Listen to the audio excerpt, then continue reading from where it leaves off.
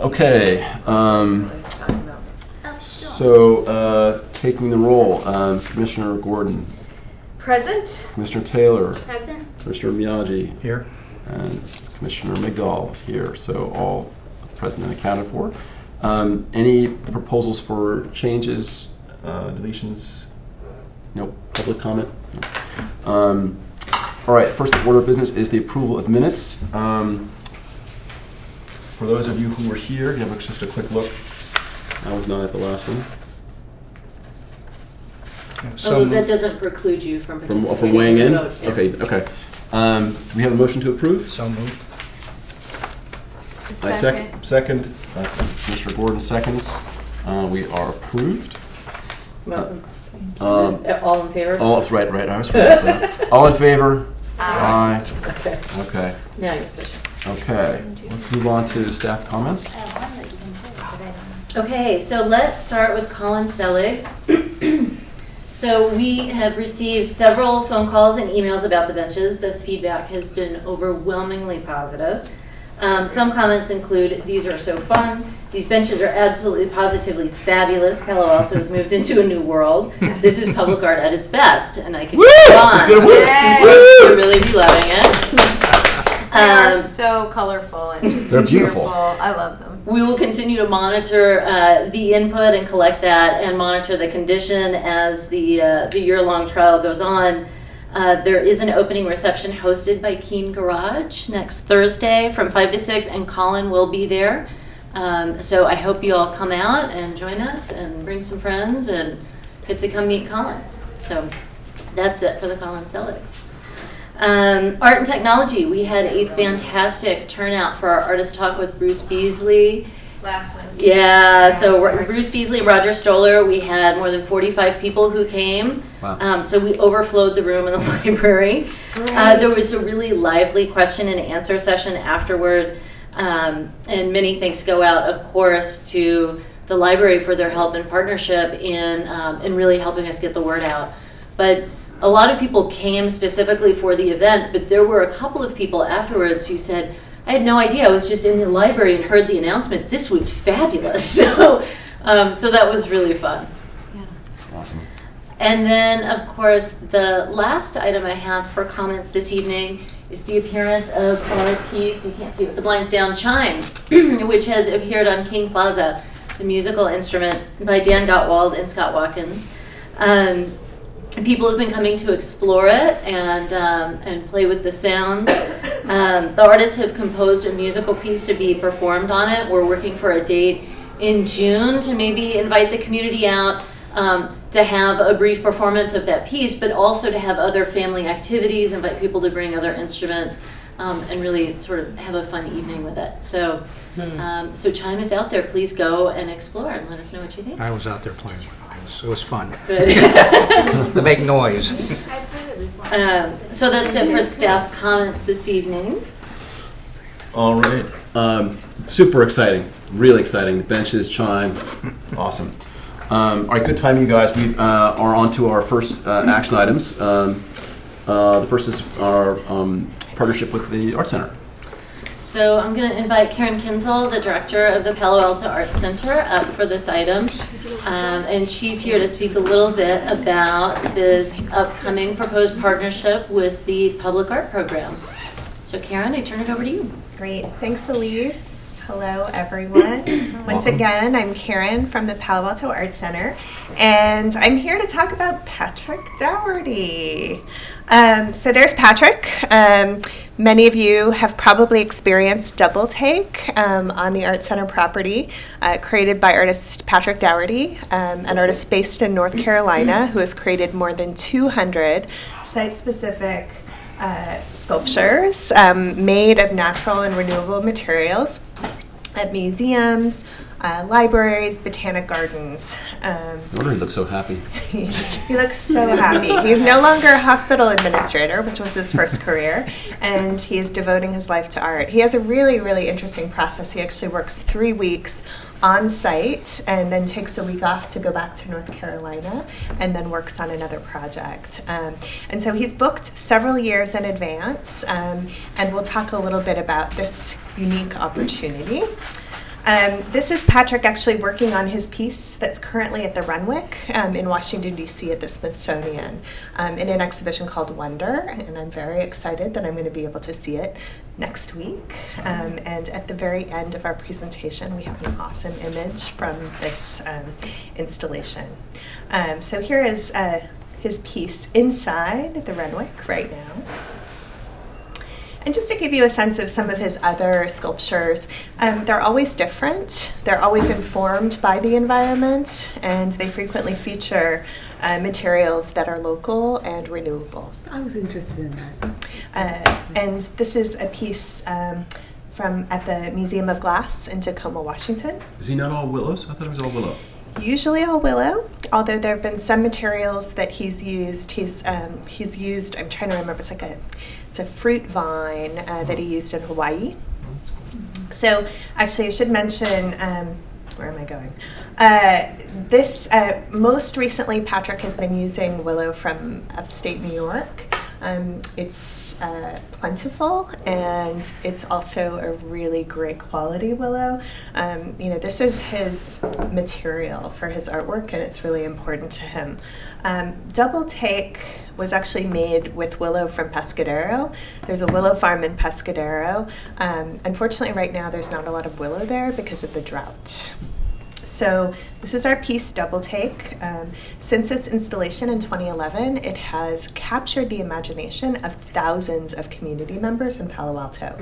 It is universally loved. It has spawned so many photographs and so many selfies. We actually, several years ago, initiated a photo competition to have people actually share their photographs of Double Take, and we actually had the photographer from the Palo Alto Weekly be one of our jurors in selecting winners. And we did a print-on-demand book. It's pretty awesome. There's a couple images of a gorilla family that a family actually dressed up in gorilla suits and then took pictures in the piece. Wedding pictures. Yes, pretty awesome. Wedding pictures galore. My husband calls this an Ewok village, which again kind of speaks to the fact that it is up for multiple interpretations. And I should mention the kind of impetus of the piece. We did partner with the Public Art Program when we initiated the piece in 2011. The piece was actually funded by an Institute of Museum and Library Services grant award that we received for On the Road, which was an initiative to keep the Art Center alive in the hearts and minds of our community when we were closed for renovation. And the idea was a series of site-specific installations out in the community, an art truck, community events, and publicity and marketing to raise the profile of the Art Center. So nothing remains of On the Road except for Patrick Dougherty. So just some great shots of the installation of the piece to give you a sense of what happened. I was there, Elise was there, but I don't know if any of you were, okay. So the willow was delivered from Pescadero. We rented an auger to dig holes, and the structure of the piece is actually poplar. So poplar pieces were actually the vertical pieces that formed the foundation of the piece. And it was all poplar and willow. And then we rented fencing and scaffolding, fencing to protect the piece from people who wanted to explore at night and to protect them and the community. And then scaffolding, which was important to actually build the sculpture. And we had an active group of community members who engaged with the piece when Patrick was creating it. I often tell the story of a kid riding his bike from Jordan who stopped his bike and looked up and shouted out to Patrick, "What are you doing?" And then he stopped and he said, "I'm making a sculpture." And they had this great conversation. Patrick enlisted community members to help. That is me on the right there. Apparently, Patrick said I had problems with my area. The process is very much like creating a giant basket, but some of the willow pieces are quite thick, and so you definitely need a lot of arm strength to kind of make the piece happen. But it was an incredible opportunity. We had chairs out there so people could kind of watch, and people engaged with Patrick throughout the process. So it took about 2.5 weeks for him to complete Double Take. Some additional shots of the piece. And another kind of interesting part of Patrick's process, His form of the sculpture is traditionally informed by the environment. So in the case of Double Take, he was really inspired by the trees that kind of framed the piece. He selected a location that again inspired him. He doesn't do preparatory sketches, so he just started working. At one point, when community members on our installation crew asked him to do a sketch, he sketched something essentially on a napkin. But it's all in his head, and it's a very kind of organic and process-oriented way of working. So just a reminder that this was always intended to be a temporary sculpture, and his pieces generally last between 3 to 5 years, generally based on their locations. There was a piece at Jurassic that lasted a very short period of time where it was exposed to lots of elements. So we've been really happy with the duration of our piece, but it is coming to the end of its life, and it is time to dismantle the piece. So we're actually looking to dismantle it essentially next month. As we were kind of thinking about dismantling it, we were also thinking about inviting Patrick back to potentially create another piece. And we had this idea to actually engage the community in the process. We have been quietly engaging community members to actually create lead gifts because we've been working with a few different consultants, including board member Ritu Sharna, who's behind me, who made the recommendation that we probably do not want to initiate a crowdfunding campaign that is larger than $15,000. $15,000 is fairly aggressive, and so we basically took the total project costs and then pulled out 15 and started to look at what would this involve. One of the things that we're looking at is a special membership opportunity through the Palo Alto Art Center Foundation for individuals to contribute $500 and have an opportunity for a special event with the artist and could actually volunteer to participate to create the work. So here's our budget. So this gives you a sense of the total costs, and we are here to ask for partnership from the Palo Alto Public Art Program and Commission to actually contribute $15,000 to make this work happen. This is the full budget. You'll see Patrick's fee, the willow that will come from New York, travel, equipment, that's the auger, that's the scaffolding, that's renting the fence, contingency, and the costs of the crowdfunding platform, so essentially generally around 5%. And I should mention that we're actually further along with our fundraising than when I put together this presentation. We only have one more lead gift to go, one more gift at $5,000. So we have actually raised $30,000 in lead gifts. Wow. There you go. In essentially 3 weeks. No one has said no, and again, I think this really signals the amount of interest in this work in the community. The crowdfunding opportunity is, I think, an exciting opportunity for us to engage a broader audience and actually contributing and getting engaged with the creation of the work. So, we want to create an opportunity for people to say goodbye to the Patrick Dougherty and also to engage them and announce our initiative to do a crowdfunding campaign. I should mention that the Palo Alto Art Center Foundation had a board meeting yesterday at which the board unanimously approved moving forward with this project, and they're very excited. But the destruction ceremony, and we actually had a meeting today, 3 to 4.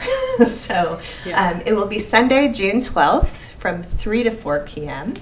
And the idea is that this is a chance for people to say goodbye to the piece. We'll have hands-on art activities. Elise and I will do short presentations. We will launch the crowdfunding initiative. And then we will actually print a postcard that's geo-targeted to local residents. I just reached out to the Palo Alto Weekly to let them know about our interest in doing this in hopes that they might be interested in covering this. And then we will actively leverage our email community and social media community in promoting this. So for us, a great opportunity to leverage community interest in the Patrick Dougherty project, a chance for the foundation to broaden its support base. And for us, there are not a lot of fundraising opportunities that are really suited to crowdfunding. But this is a project that is time limited. It is compelling. It's very tangible. And I can't remember if I've got a marketing slide. I should mention about schedule. So when we first reached out to Patrick to find out if he would be available to do another piece for us, basically the soonest that he could come out would be in early 2017. But then there was actually a cancellation, and so Patrick is actually available to do a piece for us in November. Karen, So can you maybe talk a little bit about his scheduling and his process, that he's limited on the number he does each year? And yeah, I what think that I looks mentioned that he works basically 3 weeks on a project and then takes 1 week off. So that basically limits him to essentially 11 to 12 projects a year. He's fairly booked. Again, he has a piece at the Renwick at the Smithsonian. So this November slot is something that we were really excited about and wanted to pounce on. I think it does help us in terms of kind of the crowdfunding campaign because it is essentially time limited. The other thing about crowdfunding is that ideally it results in something tangible, and this will be a very tangible product. And timely.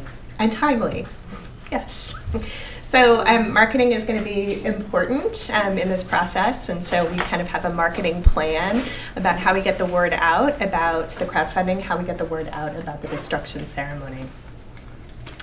And there's Double Take again. Just wanted to show a couple other images of how Double Take has been utilized. This is actually on one of our Project Look tours. Happy kids. Super happy kids, and Michelle Obama. Every presentation should end with Michelle Obama, and here she is in the Renwick enjoying Patrick's piece there. And it does look like we do have one speaker for the item.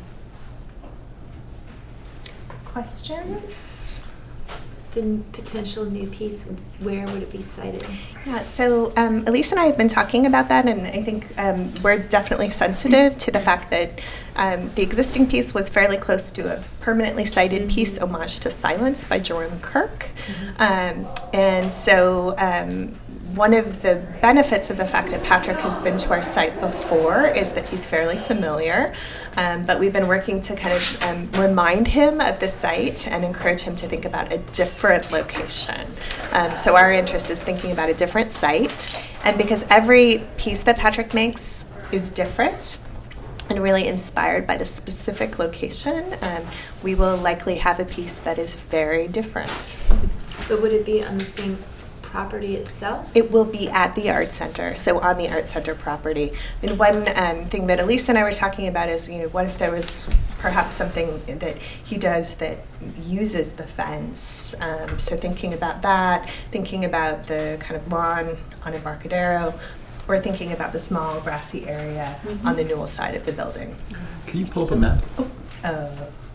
Map, Google Map? Yeah, Google Map is fine. Sure. Okay. But one of the things that was important in this conversation is is that we wanted to make sure it doesn't feel like a replacement in kind, that it's a completely different artwork and that it animates a different part of the campus. As Karen mentioned, when that first one was created, it was when they were closing the building for On the Road. There was a lot of construction taking place.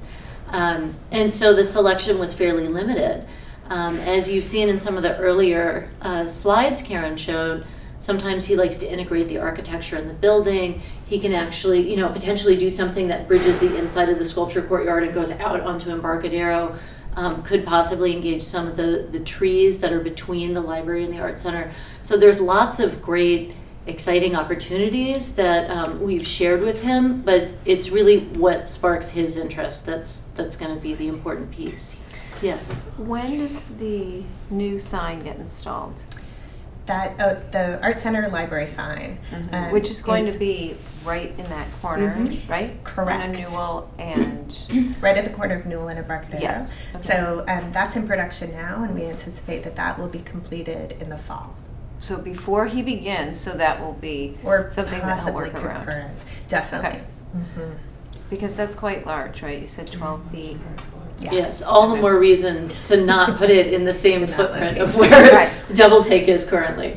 Okay. There we go. And it's so different. It's the other than way, so his just slide it this way. artwork. Sorry. Should we go to Earth? That'd be great. I bet that it'll already show there, probably. One of the things that it was really interesting to talk to Patrick about when he created Double Take was the fact that he's found that pieces that are located closer to buildings tend to have a longer life and tend to be less apt to be victims of vandalism. That for some reason people associate the work close to the building as being part of the building. So that's a consideration that has been important for Patrick's work that we may want to kind of think about and consider. So there's so many trees. I know, it's hard to see. So the piece is right here. One of the spots we were thinking about is the fencing along here to the sculpture garden area. And then the other spot we were looking at is potentially there's a grassy area here on Newell. Just north of where the current one is. Yeah, exactly. And this is kind of adjacent to the entrance of the children's wing on Newell. So the initial Double Take was a really wonderful partnership with the public art program, and we see this as another kind of win-win, an opportunity to raise visibility for both your program, the Art Center, and to engage more community members. And one of the great things about this piece that we love is that it's available 24 hours a day, like many of the pieces in your collection. This is not a piece that is just accessible when the Art Center is open. Anyone can enjoy it at any time of day or night. So knowing that he doesn't do a maquette and he kind of just does it. Yep. What should we think about in terms of the scale of the work relative to what is there now? Well, not that it'd be the same location, but Yeah. what are we going to get given the investment we're making? Yeah, so it's interesting. We just got an email from Patrick's assistant today. So if we're moving forward with the project, she needs to let the Willow Farm in New York know. And so there's essentially a standard order of willow. And so they also wanted to know if there's additional willow, what can happen to that willow. And so I assured her that it will turn into mulch that can be used either by parks, be placed at the golf course, or actually go to canopy. That's actually what's happening to the piece Double Take once it's wood chipped. So essentially he uses generally the same amount of willow to create his pieces, but not always. So she indicated that we don't know for sure, but we'll have a standard amount of material that will be used. I think what we can look at is the fact that Patrick has created more than 200 of these installations. They are all magical and unique and quite extraordinary. And so there is a tremendous track record of this artist. I wasn't questioning Yeah. that. I was just sort of Sorry. wondering, so if there's like a standard, like $7,500 for Yeah. willow, so it's okay, we're getting Yeah. a certain number of amount of willow. Yeah. So what we had from the previous one was that same, I don't know, how do you like- think of it, volume or weight? Yeah, it was. He had some issues with the willow that came from Pescadero last time, so I think he actually had to order more, and some of it wasn't as functional. So I think we can probably we would imagine something fairly similar, Okay. but can't promise. I just had two questions, Karen. Mhm. First, I think that I love the piece. I feel kind of sad that it goes away, knowing that it's inevitable. One thing that's nice, the accessibility, is that you can go in and out of it. The piece at the Renwick is totally awesome, but totally different. And I feel like I understand and agree with it not being a resurrection of the old, but I do know that one of the reasons that children especially love it so much is that it's something you can go inside and Run around inside. run around and do LARP Absolutely. and whatever it is they do. They're always meeting there. But I was curious if you recall the circumstances that brought him to Palo Alto in the first place. I'm just fascinated because it's so awesome that we have him. Yes, it's pretty awesome. When this is lots of backstory, but when the IMLS grant was written, I actually wasn't part of the team that wrote that grant, and I think that there was there were tremendous aspirations, and the artists that they identified a couple artists, and one of the artists was Andy Goldsworthy, and Andy Goldsworthy would have consumed our entire budget and more. So this was approximately $100,000 grant that we received from IMLS. There was not a lot of research that went into kind of finding out how much Andy Goldsworthy costs. So when I looked at the proposal, I was like, well, but, Andy Goldsworthy would be awesome. However, we have to look at an artist who might be more accessible. And there are several local institutions that have engaged Patrick Dougherty to create work. So one of them was at Villa Montalvo, and Michelle Rothschilds is a colleague and was in Palo Alto at that time, and so I was like, I want to call up Michelle and find out if Patrick might be accessible for our budget. And so we met her for lunch, we talked about budget, and we're pleasantly surprised that we could actually engage him, and then reached out directly to the artist, and that's how the conversations began. That's good to know. I'm just curious. You may be aware that Patrick has done a couple pieces for the Bay Area Discovery Museum that are also beloved. So when Patrick came out for us, he did the installation and then he did a public lecture. Then when Patrick created a new work for the Bay Area Discovery Museum, their piece was up, I believe, for 6 or 7 years, and they invited Patrick back to create a new sculpture. We brought him back for a lecture, and I understand that the Bay Area Discovery Museum is in conversations with him about another sculpture as well. So that's the long story about how. I like the Okay. the details. Thanks. Any other comments or questions from the commission before we take public comment? All right. Me too. So we can't comment in respect to your comments because we have to stick to our agenda, and you've got 3 minutes, and we'd love to hear your point of view. Sure, I'll make it really quick. I'm on the board of Palo Alto Art Center, and I really want to point out that it's really exciting that the board and the Palo Alto Art Center Foundation has done a really good job of involving younger people and people of different diverse backgrounds. It's really important to reflect the communities that we're serving, so I wanted to mention that. I'm really excited to be representing the Art Center and mention about the role that we're looking at is to really bring technology into it.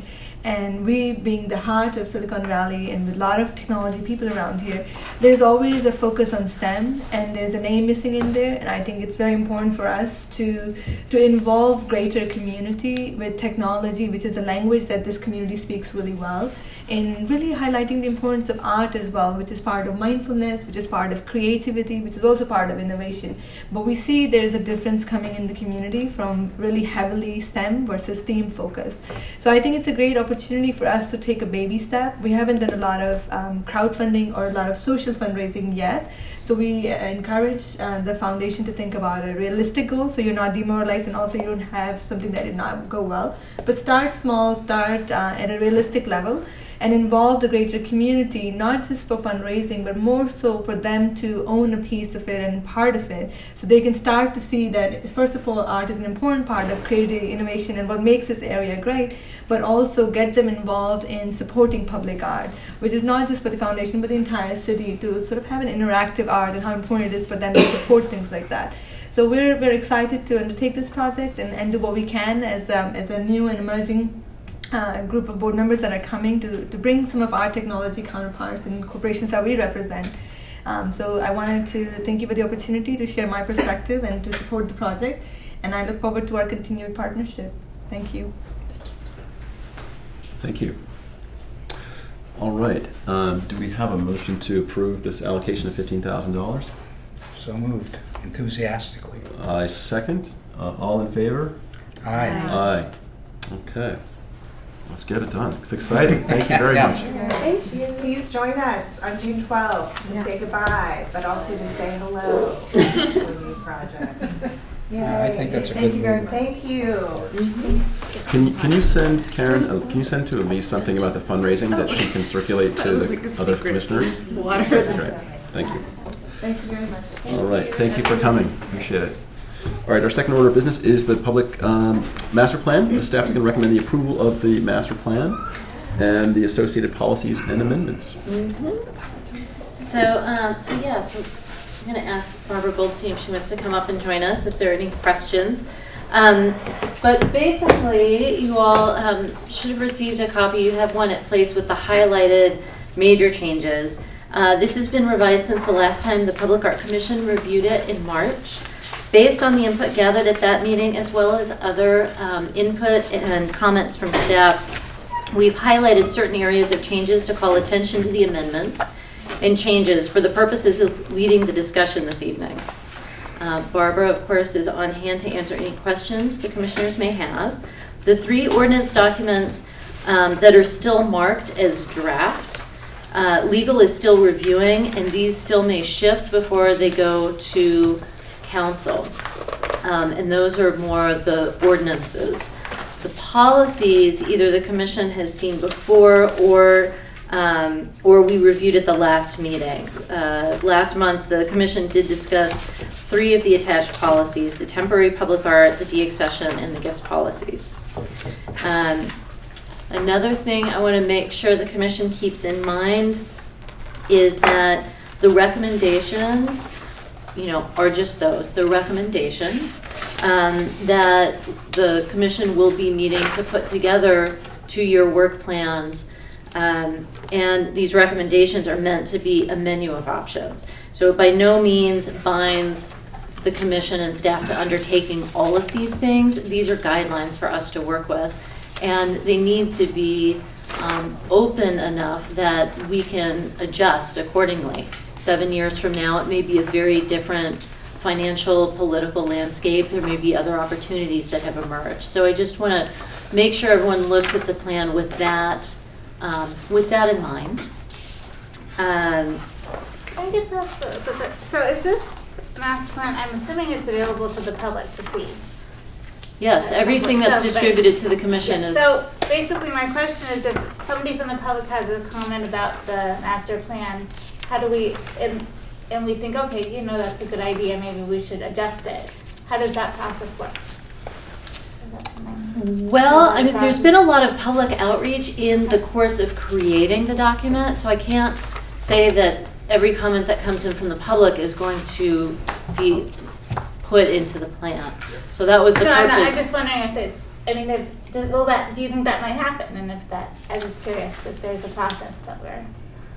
Can I take that Barbara, one? So I think the way to think about the plan, as Elise mentioned, is that it's a series of recommendations to inform the work that we actually do. So this is a structured, well thought out menu in terms of the different things we're going to do. I think that we're done with the plan itself. That's not to say that in the work plan there aren't things that, as the environment changes or someone has a brilliant idea, someone from the public says, hey, we should do X, then let's talk about it. And in the same way, we if it's a mural or the benches or something like that isn't necessarily part of the plan, we could take that on. But I don't think that the idea is to continue to rework this document. Okay, that's what I wanted to know. If that was something that was Right. So, for instance, those kinds of suggestions could be discussed when we get together at the retreat in September and put together our work plan. Okay, that's all I wanted.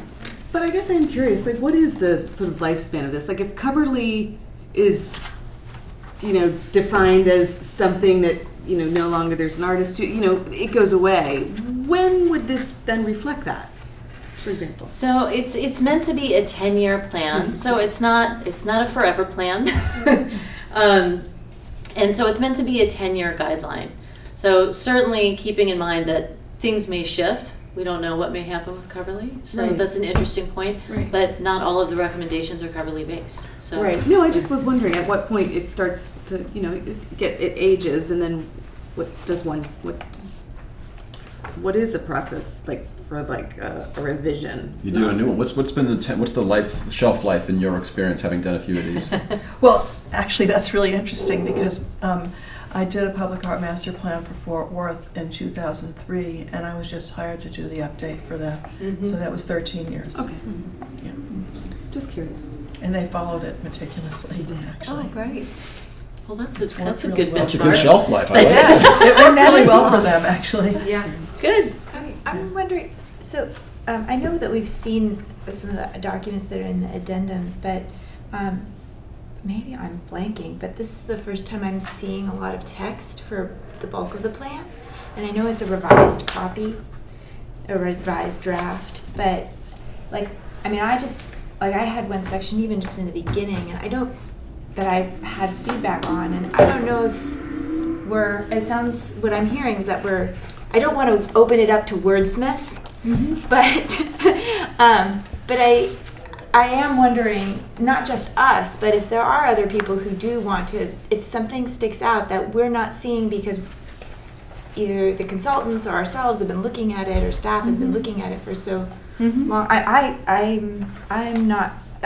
This is the first time I'm seeing it in a cohesive form. So, I was under the impression that we were going to be kind of weighing in on some things about it tonight. So let me just backtrack a moment. So this document is the same one that came 2 months ago, except the highlighted sections are some of the significant changes and points of discussion, which I was going to lead the commission through this evening. With the highlighted, okay. So were you at the? So we did. Were you That at that was one? the one that I was not here for. Okay, that so we discussion. went through, and there's a bunch of instances So where that's why I think I'm just like record Yeah. scratching right now. So you are I think Okay. seeing it for the first time. Okay. All right.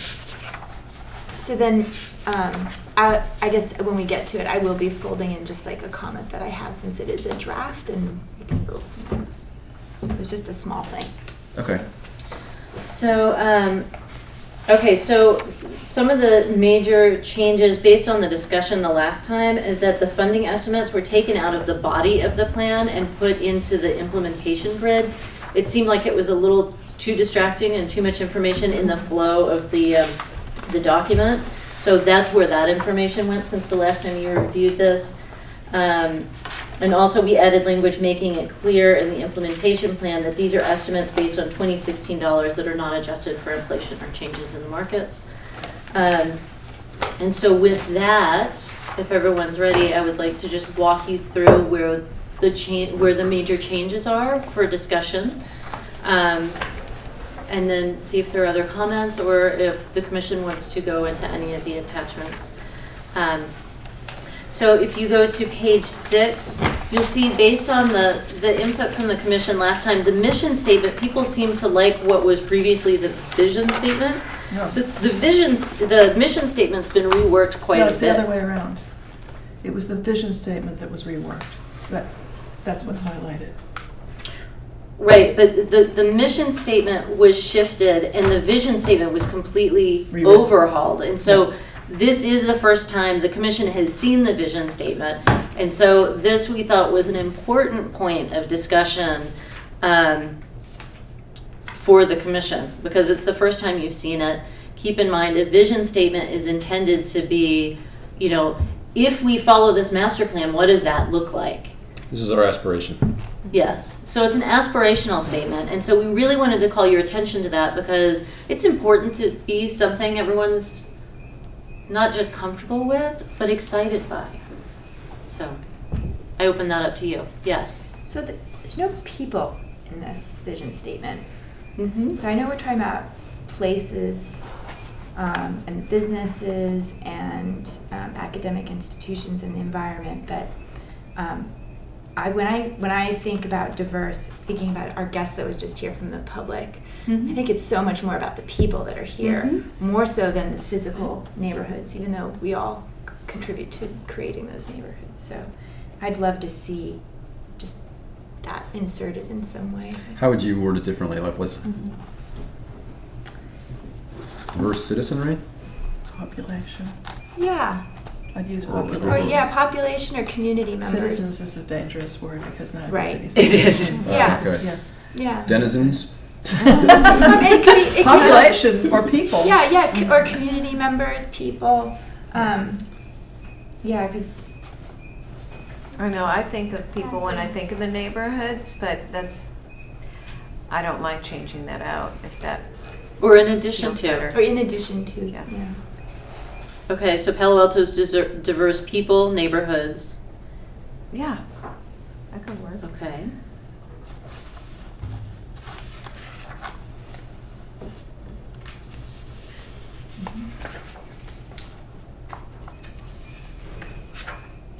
What is that? I don't know. It's not chime. I really hope not. Sounds like somebody landing from outer space. The Bruce Beasley piece is angry at Chime. It's feeling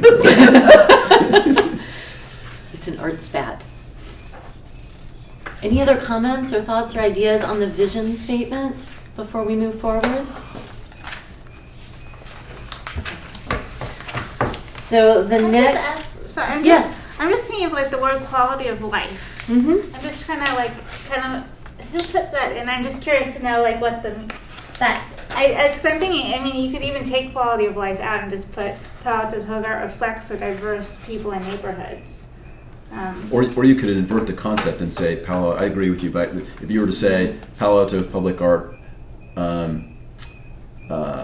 reflects, but Exudes. no, it's enhances. Because public art is something that enhances the quality of life.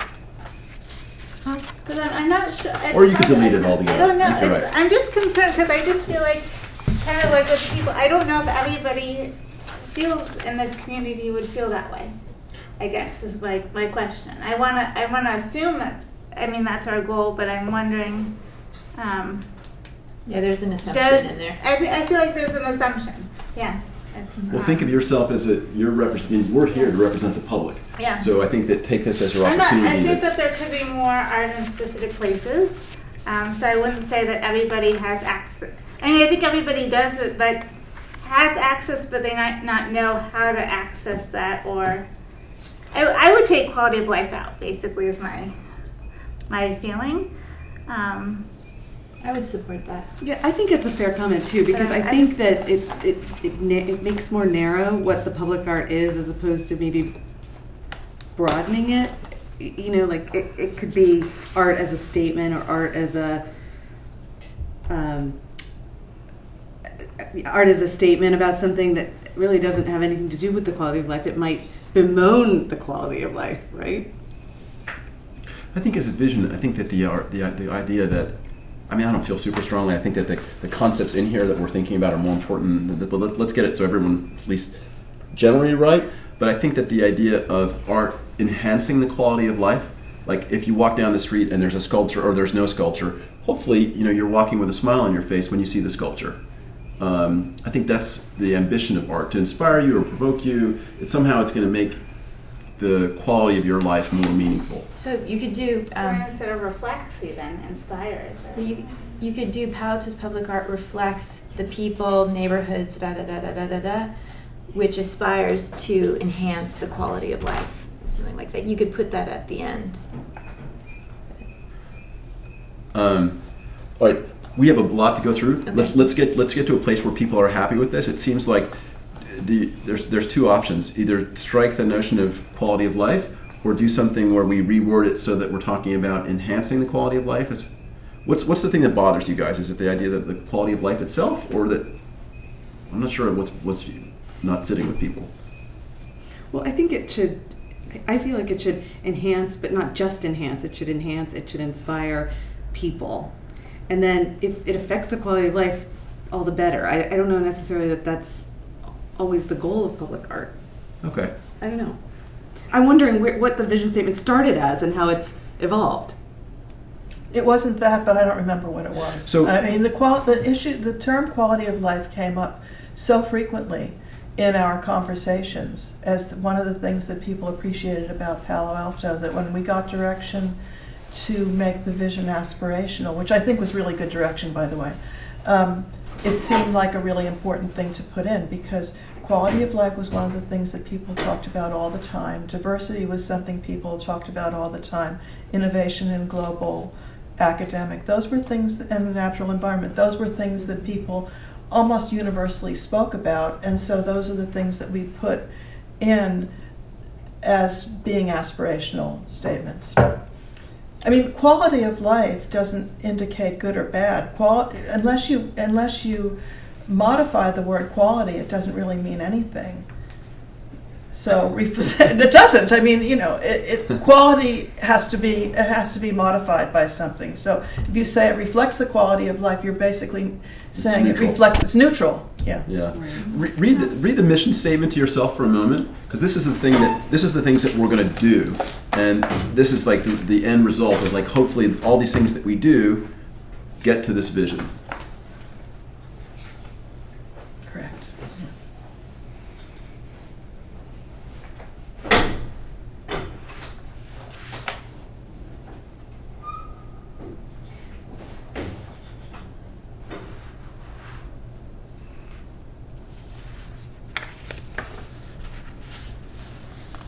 Nia, what do you think? I definitely like the mission statement. That's good. So reading that, how do you feel about the vision statement? Well, look, if you feel like, if a lot of people mention quality of life, then, I'm one person, if more people feel that way, I don't know if I would personally use that word particularly. To me, it's a very uncomfortable word to use. I don't, I think a lot of it I'm just thinking about my going up here and different aspects of it, so I'm trying not to put that in. If you felt like a lot of people mentioned quality of life, then I'll accept it is a public. Okay. I think that we can take an opportunity. It's your document. It's your document, though. It's your document. It's one of those. It's just when I'm reading those 3 words, it's like I'm grappling with them. All right. Well, so let's take ownership of the document. Like, this is our thing that put out there along with the staff, and if. I don't feel that strongly one way or the other, but I'm going to defer to the group in terms of the notion of striking that concept and just saying reflects. You could just say it reflects Palo Alto's diverse people and neighborhoods. You don't have to even put quality of life in, because those things are what make up your quality of life. Yeah, it's kind of like a tautological statement. I think we should strike it. I think something about it is the assumption there is rubbing me the wrong way too. I'd be fine tagging it on at the end in the idea of enhancing, but where it is now sits a little funny with me as well. And I think the mission statement kind of covers it anyway. Good, there you go. So. All right, Lauren, do you have an opinion? Palo Alto's public art reflects the life of Palo Alto's diverse people, neighborhoods, etc., or Palo Alto's public art reflects Palo Alto's diverse people, neighborhoods, the innovation and global ... So either one of those is fine with me. If you want to leave life in there, that's fine. But if we want to strike the whole quality of life, that's fine with me too. So I would strike the quality of life. All right, Ben? We'll go with the flow. All right. I suggest, because we have a lot more to go through, I'm going to select that we just strike the quality of life, just keep this simple. Okay. So Palo Alto's public art reflects Palo Alto's diverse neighborhoods, blah, blah, blah, blah, blah. We're adding people in people now. and neighborhoods. yes, insert people. Okay. Okay. Got it. Thank you. All righty. Okay, and that legitimately, I think, was probably the toughest one. So we'll just because that was a completely new thing.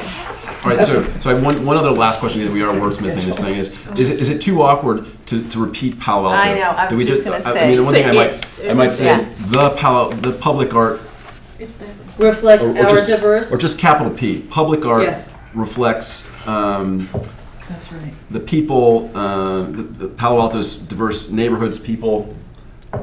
Yes, So- I think so- having it So twice. it's inferred that this is our Right. public art plan, so you don't need to say Right. Palo Alto's public art, just say public art. Right.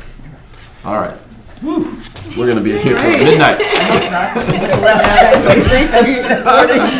You're Put Barbara up. Yeah, exactly. Okay, so the next item, if you would please turn to page 16, and this is pretty, should be pretty clean. The community process section was, the last time you reviewed this document, was an attachment. It felt a little like it was hanging out there as an attachment, so it was inserted into the body of the document.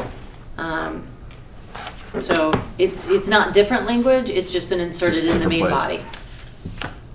I think it's a good thing to stick it in here up front. And this is an important part of this, the community process, really important. Any questions on that?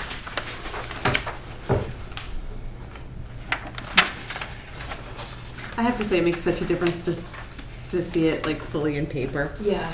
Yeah. I know I printed Were out. you at the today. other? Were you at the other? You weren't at the other one either. I don't think so. It's so. But it's so like Yeah. real. It's happening. And this is real. Okay, so then let's move on to page 18. Under just above the half line, the midterm recommendation. So there was a request for, what does that look like? Some examples of what it looks like. So Barbara and Gail did add in some language there, so it gives you a little bit of a picture of the types of things that might be considered. looks like a good addition to me. Okay. Any questions? And why do we need examples? Well, there was When we- feedback from the last meeting that it seemed too wide open. And so they wanted some potential examples for what that might look like. I think that was my request. I think to make it more specific, as an example, so someone have an idea. Okay, well, what exactly would you do, as opposed to having something kind of high level. And I think some of that, as I recall, was sort of spurned by the budget amounts, because it wasn't an amount like redoing the tunnel. It was pretty low cost interventions, temporary. And so given the challenges we've had with doing things in the tunnels before, Chair McDowell had asked for, hey, can you maybe give us some examples to put in there? And so that's just to give you a little background, that's where it came from. We have had dollar amounts next to some of these, but we moved the dollar amount somewhere else, which I actually think makes sense. But this is just to give a parenthetical, what are you actually talking about? And there are different ones, I mean, for each of these things. Sometimes it calls for an example, sometimes it doesn't. And we purposefully want to keep most of it pretty broad and open, because we don't necessarily want, 6 years from now someone saying, hey, this says you should be doing a mural at this park, and there's a great opportunity to do something completely different. So if you'll turn to page 24, please. Clarification under objections. Whew, it's been a long day. Bear with me. Objective, which would be very different than objection. Number 5, commission artists or artist design teams to create specific public art plans for areas of Palo Alto where development is taking place. And so that was in response to some feedback we got here, that we didn't want it to make it sound like, okay, now you can hire endless master planners, but ways that we could engage artists and design teams in creating some of these plans. And this is separate or related to the idea of embedding an artist with a department or Separate. Separate, yeah. That's what I thought. Any questions on that one? So page 26 is the next one. And there was just another item where someone wanted some examples of where that kind of two-way conversation has been successfully stimulated in social media. And so those were added in. And if I'd heard about what Karen was talking about with Patrick Doherty's piece, I would have put that in too, because it sounds like there was some really interesting interaction with that, with people taking photographs. You've got a really good example right here. Yeah, that's very cool. Well, we will have the opportunity to do that again, it looks like. So. And I don't want to put more work on anybody, but I was thinking that if this is going to be available online, if there's a way to put links to some websites, that might be an interesting thing too. Just start, like I'm even thinking the Public Garden of Philadelphia Association. It doesn't. You would have to know exactly what that project was per se. Or you'd search Yes, for it. you can link to their Facebook page. They have an incredible. It's actually really interesting because the Association for Public Art, which used to be called the Fairmont Park Art Association, is actually the oldest public art organization in the country. It's about 125 years old, and because their collection is really old, they do new things, but because their collection is really old, they use their Facebook page to kind of keep their collection fresh. So they continuously have things like quizzes. Every Tuesday is, where is this Ben Franklin? Things like that. And so it would be really easy to do a link to their Facebook page and showcase that, because it's really a very interesting way of dealing with the collection. Cool. I'll have to look it up. I've never heard of it. Yeah, I highly recommend it. Yeah. Mm-hmm. Okay, any other questions on that one? Okay, page 27. We inserted some language just clarifying the recommendation for the partnership with the library.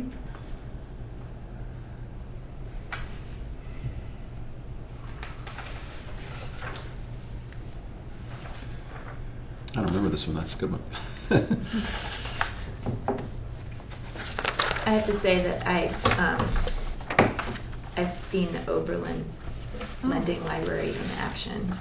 And it's great. I visited friends there back in college and got to live with a painting for 3 days. So that's a really neat thing that's out there. So it's cool that it's in there. Well, I just read that. I was wondering how that works. That's pretty cool. I mean, the idea that How does Oberlin that and work? Williams, they do that with college students Right. in like dorm rooms and co-ops, you know, and Right. things like that. It's a Pretty leap cool. of faith, but it works well. So Yeah. It would take a lot of research and staff resources to make it work, but it's something that potentially down the line it's a long-term recommendation, so we might be ready to evaluate that toward the end of our 10 years. It's such an exciting idea. It's kind of like an art rental gallery. There are a lot of examples of art rental galleries around the country where people basically pay a small amount of money to rent an artwork and they take responsibility for it, and if they want to buy it, they can. Fantastic. Yeah. So page 28, this is where we changed some of the language from an artist in residence to embedding an artist into a department. That's also a great idea. So a minor change, but it does sort of alter the way people perceive it. I kind of tripped over that, and I didn't really get that, of course, that's artist in residence, so I'm going to just put a little note here for myself. Embed equals, it's very similar. Because I was like, what? We're going to hire someone You should to... have read in bed, and that would have been an artist in residence. Yeah, exactly. sorry, going back to the previous one, what was different about it?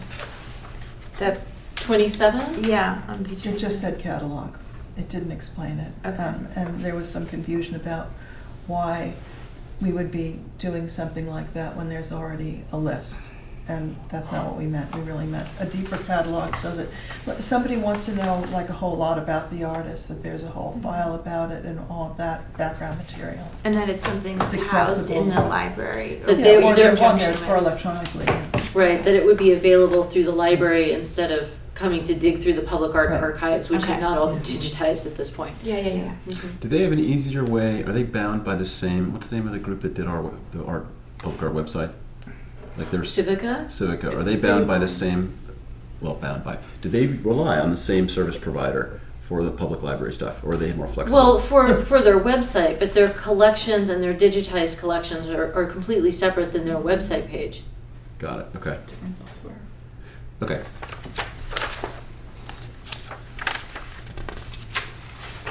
Okay, next I think we're at page 31. So there were a number of different recommendations in the previous version about the public art and private development. So they've just been consolidated, that those should be reviewed periodically. Oh, I don't have one. And periodic isn't defined. No, it's not defined, but it's always good to look at your policies and procedures as things arise. So it's the kind of thing we could propose a review as opposed to having it be something that we created an administrative thing every 6 months. The other key change in these documents is that the maps have been inserted. So Nadia spent a lot of time working on these maps and creating the overall map, and then all of the detailed close-up maps. So they show not only the existing collection, but some of the spaces that are called out in the list of potential spaces for public art throughout the implementation plan.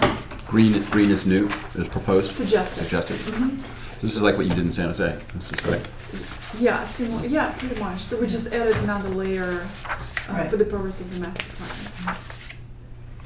And the legend is following the map printouts. This is when we're having the URL. Is the URL in here somewhere? It should be. Yeah, I'll add it to. I'd make it super prominent because this is really valuable. Yeah. And independent of the document, I think people would find It's a this good really suggestion, interesting. Ideally, it would be a really good idea to get this onto a layer of the city's GIS, because, Do we have a GIS for the city? yes, city has a GIS. It's costly. I mean, you'd have to find money for it, but the reason that it's a good idea to get it onto GIS is because things like private development projects sometimes proceed and don't realize that there's a piece of art someplace, Yep. and that kind of thing.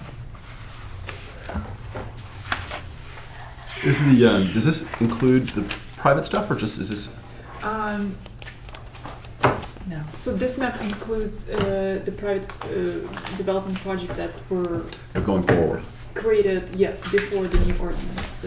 So Includes previous before- ones. Yes, previous ones. Okay. yes. There are just a handful of them, Yeah. mostly up and down Lytton Plaza. Yep. It's really neat to It's see really great. the paths, and they look like they're all on the bike paths. You created them. Well, When we got Yes, the that's work based on done. the input to integrate art It's into the bike cool. paths. So when you look at the implementation grid, a lot of the recommendation and the list of potential places for public art, it coincides with the maps, which is how Nadia created these. How are you thinking about maintenance of the map? Is this something that you? Well, this is really an electronic tool. I recreated it on paper just for the purpose. No. of But this. just on is the plan like? Is there time for you on an ongoing basis as we add stuff? Yeah, it's okay. it's not that, really easy. Okay, It's yeah. a really easy tool. Great. That's what I meant in terms of maintenance. I don't mean paper.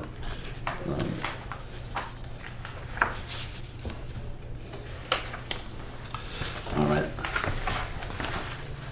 Ben, did you have any comments you wanted to make as far as discussion on the master plan or? No, I like the master plan the way it is now. I think it's a good plan, and it's something that we'll be able to use going forward over a period of time.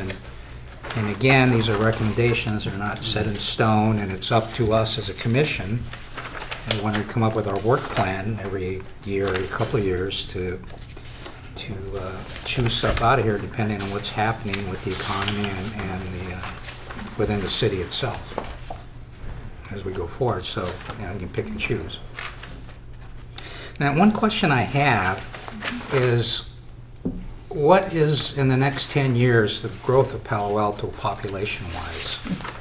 How is that, there's a lot of open space, there's a lot of green space. A lot of cities like San Jose is building a lot of high-density, i.e. apartments, to bring people in. As Palo Alto, is that something in their future to have? 66,000 people live in Palo Alto now. Is that going to become 100,000 in 10 years? And I think that's something that we need to really think about with public art as well, and how that's going to affect things as we go forward. Take this one. It's nice. I'll use yours. Amelia, you want to chime in? Well, I'm not a Speaking as a I am- citizen, private citizen. Yeah, I am An informed citizen. I am not a population specialist, but I'm not qualified to spit out numbers. But we have obligations to the state to plan for certain levels of growth. Whether we do that or how we do that, and whether we actually build it is up for discussion. My understanding, and please correct me if I'm wrong, our senior population, at least, that doesn't necessarily change the number of people here, but the number of people who are seniors, I think, is projected to double. So our population may change in the kind that it is. But It's a Population. contentious It issue is. locally, Uh-huh. and there's different Yeah, schools of that- thought. I there are understand 2.2 million people who are projected to move to the Bay Area by 2040, and how Right. those people are distributed is up to a bunch of different Well, things. San Jose has a lot of space. Coyote Valley is one place that's always being looked That's at a to be discussion for developed. another time, another But- table. But I think we really need to think about that. You say the senior population is going to double. Is that? Just the number of people in the city who happen to be in that age group, Not because there's new coming in, but people are who are aging aging into that category. Okay, so that within the 66,000 that's here now. Yeah. I think it's 60,000. But like we are, like 66? the last Monday's land use conversation at council, they were making projections about, thinking about how many jobs are coming by 2030, and they're anticipating 8,800 jobs. So that's why they're thinking how many units of housing should we study to allow based on the number of jobs. So All right, I'm going to suggest that we terminate discussion on this topic here, because I think we're kind of off point. We I think are. that your point taken, that we need to think about how things evolve. It's not something we're going to, in the context of kind of approving the master plan. So, do we have a motion to approve this map? Sorry, any other further questions or comments? I had one comment just in the very beginning, and I apologize that if this happened in the earlier discussion 2 months ago. But on page 8 in the community, there's 2 paragraphs. I like the writing. I like that it's covering a variety of the kinds of people that we have here. But I wasn't sure. Something about wasn't kind of ringing for me. And so when I got to that 3rd section, it was the fact that it said, while these groups do not share the identical vision of Alto's, I would encourage us not to be categorizing people into groups of perspectives. There's a variety of perspectives that people, individuals, residents have a variety of perspectives, but I hesitate to lump us into different groups, and that those groups don't share the same kinds of things. So maybe there's another way of saying it. Maybe we could say, while not everyone shares the identical vision of Palo Alto, rather than say groups. That's just that simple thing, because That's a really simple way to change it. exactly. Yeah. Then you can just say, everyone, they all, There's a way to make that a sentence. And because I was thinking, yes, that fundamentally gets to the thing that I had some reservations about. In the 2nd paragraph, some wistfully reminisce. Some of the people who reminisce may also be really into the startups and the good restaurants. There's a lot of overlap in these things, so I really hesitate for us to lump some of these That's a really good suggestion. assumptions about, so maybe there's just like a way to loosen it a little bit. You can still name all these different variety of things people care about, but not put it into buckets necessarily. That's a really good idea. I'm sure there's new residents who have strong company connections to Hewlett Packard. So that sort of thing.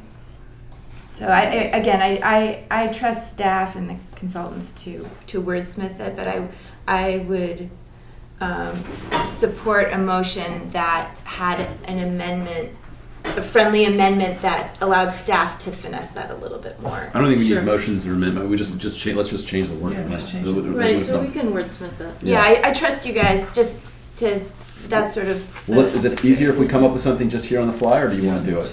No.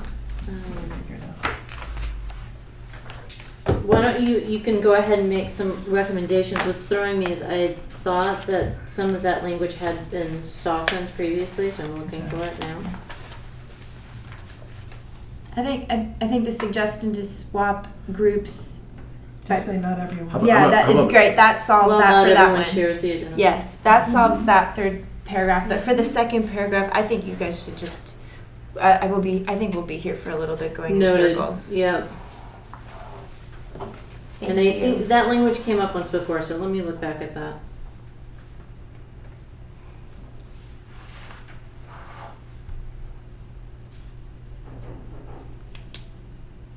Are there any other questions on the report or any of the appendices as we go forward? As I mentioned before, the full plan is scheduled to go to council August. I believe it's the 16th is the date we're on the tentative. It's all tentative until you get right on top of it. All right. Anything else? Any other comments or suggestions? I think it's a good point, Mila. All right. Do we have a motion to approve the master plan? I move to approve the master plan with the revisions discussed tonight. Okay. Second? All in favor? Aye. Aye. All right. Great, thank you. That is very exciting. Barbara. Thank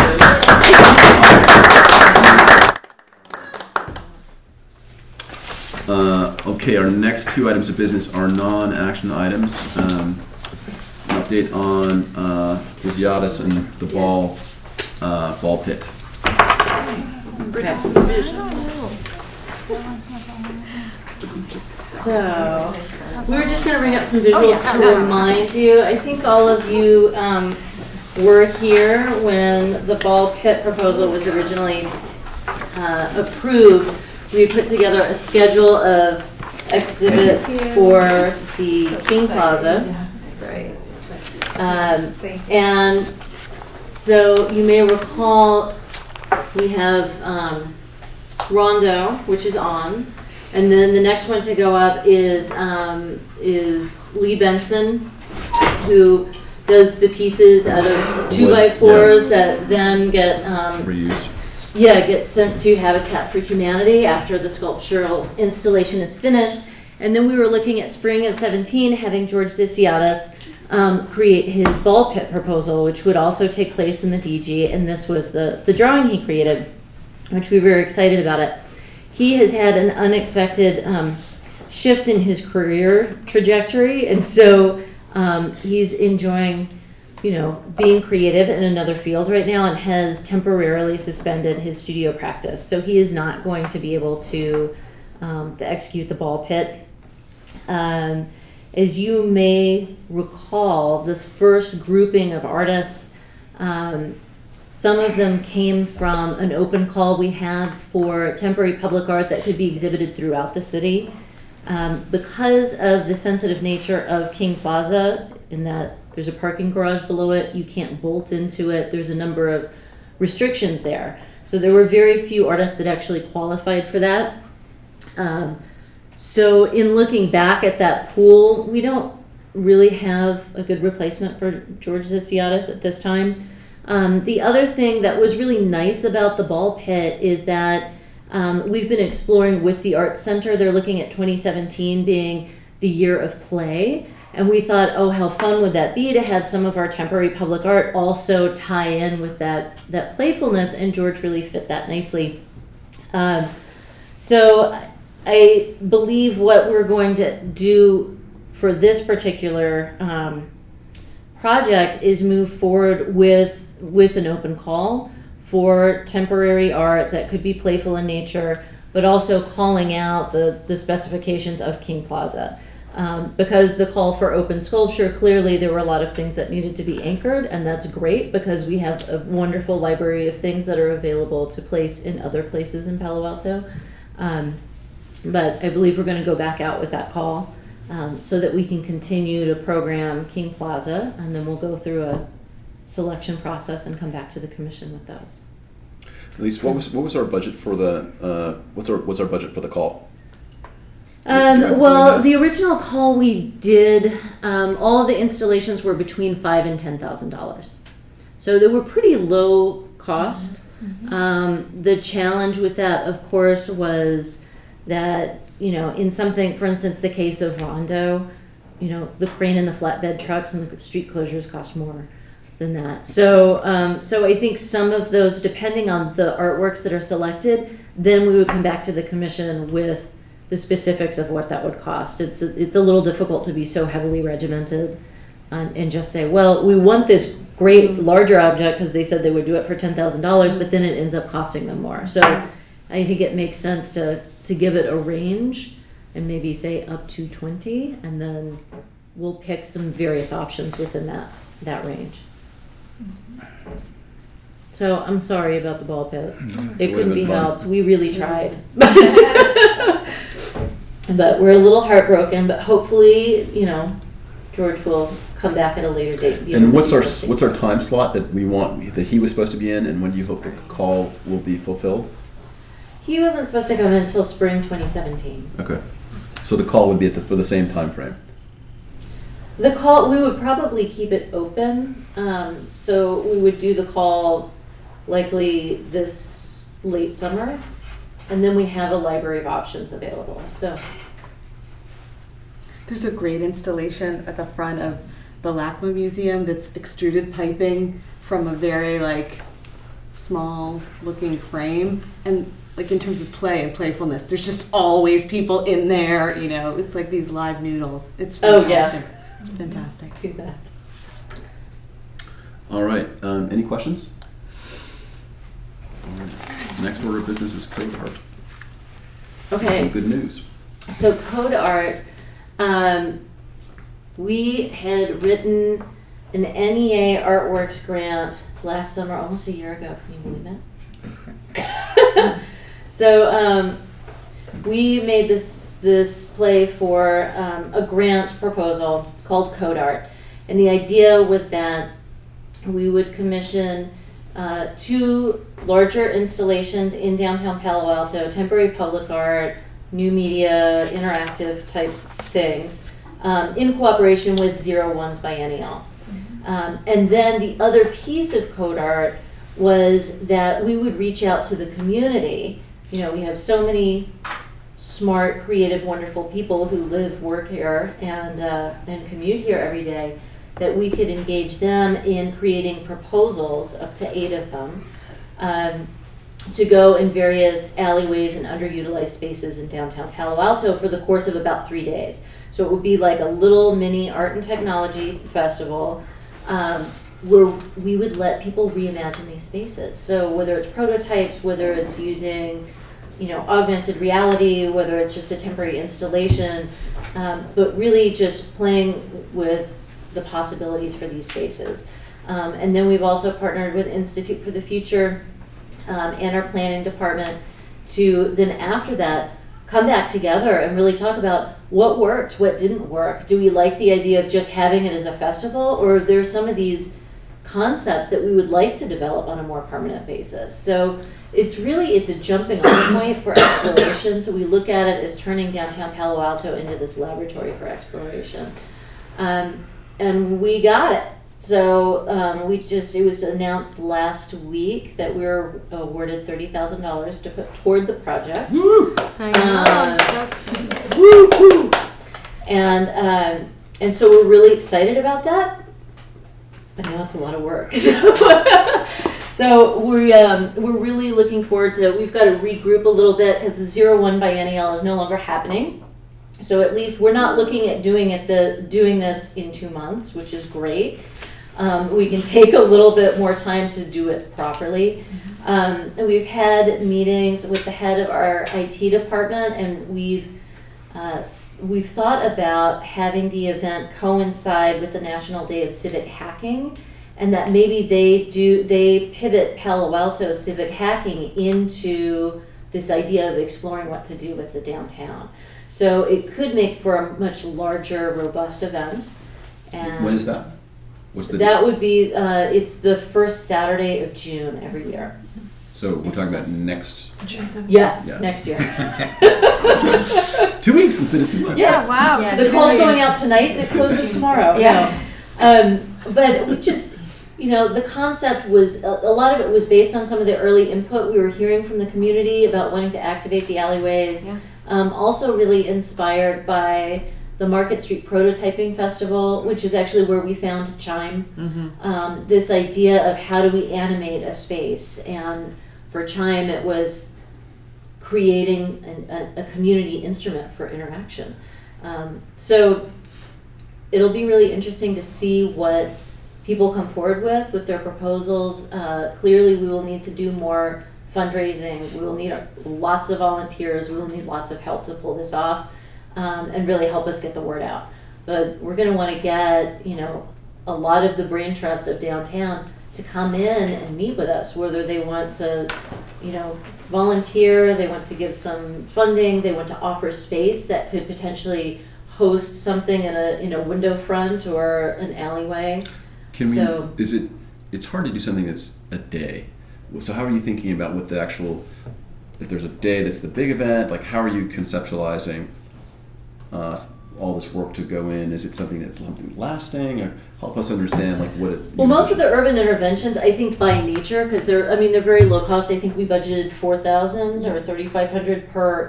That's what we would give to each person who's awarded, to create it. doesn't stop them if they've got some other funder who wants to make it more robust. That's great. But they're not meant to be permanent, and by their nature, they're probably going to have to be taken down each night and then reinstalled the next day, or, you know, they can remain there for a short period of time, but really we envision this as about 3 days tops. Okay. The larger art installations we would hope would probably be longer than 3 days, just by nature of the scale we're looking at, but it would depend on what kind of proposals we get. And that would be done through a national call. But the interventions we really see is very local. So that's the story with Code Art. Congratulations. How do you want, well, I guess we can talk about it in September, but how do you want help from the commission in support? Well, right now what we're doing is we're reconfiguring our timeline. Clearly, when we wrote this grant, we were going to be further along, and it was going to be, you know, once we got the funding June 1st, it was going to be hit the ground running. Now that pressure's off, we want to set a really nice calendar timeline of events to do the outreach to our potential partners here in downtown, get the word out, and then do the open calls. So I think once we have a clearer picture of that and share it with the commission, it would be great if, you know, you can help us get people to the table, if you can help us, you know, with doing some fundraising, whatever it may take. Great. Exciting. Congrats again. Should be fun. It'd be really fun. Any other announcements? Or we shift to talk about the calendar? Our next, I think we have a decision about when we went to our next meeting. Yeah, so the next meeting date in June, I'm actually going to be away at the Americans for the Arts Conference. That doesn't mean that we can't staff a meeting, but I wasn't sure if other commissioners were going to be away or not, because it is right after school is out, and I know frequently a lot of families flee the scene. What's the, so the third, when's the third Thursday? June. I'm out in July. I am too. Oh, you're out in July. Yeah. So it's June 16th. Okay, so our options for our next, we don't want to miss 3, but so 6/16, 7. Is there content? 7/21. Do you anticipate content for the agenda? Right now, June's looking. There's not much in June, I don't believe. The advantage to meeting in July would be that that's right before the Public Art Master Plan goes to council. If there were any final comments or anything on that. I know there are several private development projects that want to come in August and are targeting that month to get their final approval. Maybe we can do this as a special meeting, shift dates to accommodate. So we have 6/16, 7/21, and 8/18 are our Thursdays.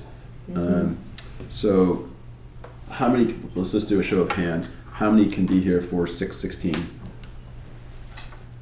So 1, 2, 3, 4. I might be here, but it's also possible that I could not. Okay, so 4. I don't know what my schedule is at all, so I'm Okay, so up in the air. but 4 solid.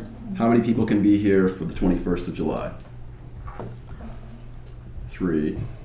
I don't. Did you hear? We should check on Dara's schedule. Yeah, from Dara. And then how many people can be here for the 18th of August? Let me see.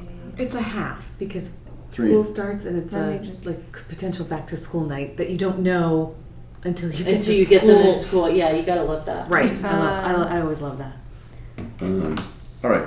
So I think we have. First day of school is It sounds like that if we were to do, we should plan to do the 16th if you think there's enough on the agenda, Okay. and then we should skip July, or we don't have to skip July. We could just keep. I mean, if Yeah. there's if the Can June you give us meeting guidance? is Yeah. yeah. So if there's nothing urgent on the agenda, Then let's. you punt. know, then yeah, Okay. then, or we could determine that maybe we do one special meeting between the 2 meetings. I mean, we can play it different ways, but you know, if there is something urgent, we will find a way to meet. All right. So for now, keep those 3 on my calendar. For now, keep them on the calendar, Okay. but just let me know if you know all of a sudden I'm out of town. Just Right. Can you do just sort of a hey, based on what things are looking, just let us know. I don't know, 2 weeks in advance or something like we're a go or we're not. just the way you normally kind of Yeah. poll the group and say who's available. If it looks like there's something, we should convene. Yeah. What's the date looking like for the retreat? Are we any closer to that, or? Next item. Go for it, Oh, Nadia. sorry. Yeah, sure. So thank you all so much for submitting sending your dates. So it looks like based on your availability, September 9th, Friday, is the most popular date. What hours during the day? So we would hold a retreat. It would probably take 4 hours, 9 to 1, and we'll cater some, breakfast or lunch. Does anyone have a preference in terms of start time?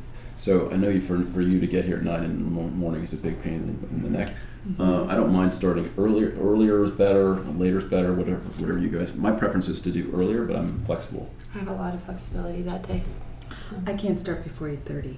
All right, then you want to do is 8:30 better than you're coming from San Jose too, right? San Carlos. I can be here at 8 or whatever. Yeah, we're usually in at 8. So. All right. Do you want to start at 9 or do you?